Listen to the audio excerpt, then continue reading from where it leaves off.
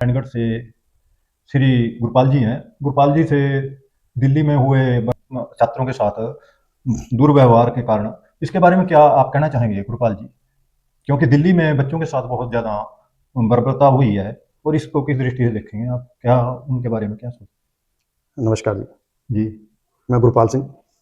सबसे पहले मैं आपका धन्यवाद करता हूँ कि आपने मुझे इस काबिल समझा कि आप यहाँ आके आपने आज ये मेरे से क्वेश्चन किए। जी, जी, दरअसल अगर भारतीय जनता पार्टी की सरकार की बात चर्चा करेंगे ना, जी, जो पहला पीरियड था 2014 से लेके 2019 तक का, उसमें आपको पता होगा सैनिक आंदोलन चला था। जी, और 2019 से 2024 तक का जो था आंदोलन, और भी कई चले, जी, तो किसान आंदोलन चला, बीच में कोरोना भी आ गया, जी। किसान आंदोलन भी चला। किसान आंदोलन मेन था। जी, जी, 700 और अब जो 24 से लेके अब जो काम चल रही है, जी, इसमें युवाओं का जी, जो आंदोलन चला है, जी, बड़े दुख की बात है वैसे तो, जी, कि हमारे जो नौजवान दिल्ली जंतर मंतर पे बैठे थे शांतिपूर्ण तरीके से, जी, उनके साथ ऐसा व्यवहार किया, इसके लिए हम घोर निंदा करते हैं। वो कसूरवार कोई भी है, जी, चाहे सरकार है चाहे प्रशासन है, जिन्होंने ऐसा काम किया वो बहुत निंदनीय है, उसकी हम बहुत निंदा करते हैं। लेकिन मेरा जहां तक मेरी सोच है, लोगों का ध्यान भटकाने के लिए सरकार समय समय पर अपना टाइम पूरा करने के लिए ऐसे काम कर रही है।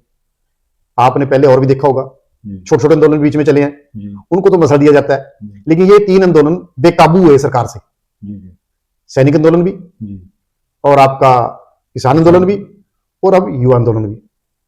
और जब युवा शक्ति खड़ी हो जाती है, जी, ये साबित करके दिखा दिया कि कुछ भी झुका सकती है। जी, ये लोकतंत्र है, लोकतंत्र के तरीके से सरकार चलानी चाहिए, जी, डिक्टेटर बनकर सरकार ना चलाई जाए। जी, लोगों की जो भावना उनको मद्देनजर रख के सरकार का काम है लोगों की सेवा करना।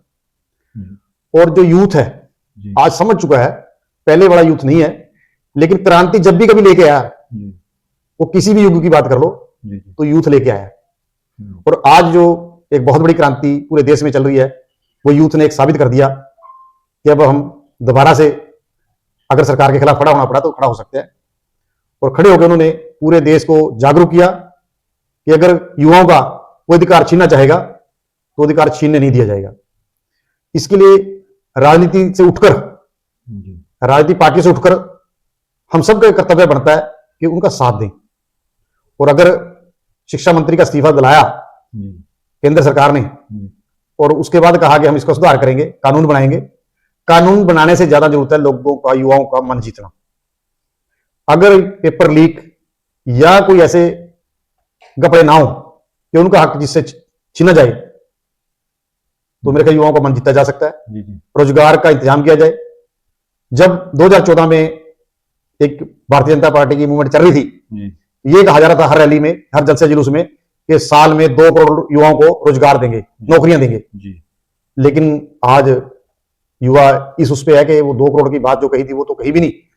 और जो लोग लगे हैं, चाहे वो वीर सैनिकों, इस तरह की जो अलग अलग इनकी स्कीमें हैं, कच्चे कर्मचारी रख के थोड़ी तनख्वाह देके उनसे पूरा काम लेना, ऐसे से काम करके इन्होंने युवाओं का जो हौसला तोड़ने का प्रयास किया।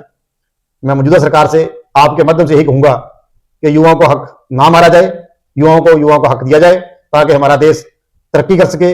हमारे देश की जो भविष्य है वो इन युवाओं के सिर पे है। मैं तो कह सकता हूँ 40-45% नहीं, 50% नहीं, 60% तक युवा जो देश के हैं, वो देश का एक स्तंभ है बहुत बड़ा। और देश में कोई भी क्रांति भी ला सकते हैं और देश को तरक्की पे कहीं भी पहुंचा सकते हैं, बशर्ते इनका जो हौसला है वो बरकरार रखा जाए और इनका हक ना मारा जाए। धन्यवाद।